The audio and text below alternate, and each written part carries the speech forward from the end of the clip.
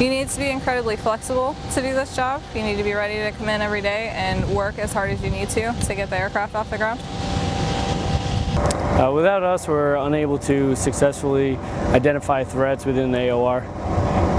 The backbone of the bone is basically the workers that take care of the B-1. The nickname for the B-1 is the bone. So that's the nickname they've always had. So any workers, so like crew chiefs, our specialists, our phase, our weapons, we're the backbone of the aircraft. We take care of it. I work in partnership with crew chiefs who are there to crew all aircraft. We work directly with our pilots whenever they are launching. We also directly work with our avionics individuals, our engine troops, and our hydraulics technicians. Everything on this aircraft goes hand in hand together. Alright, so we sweep wings.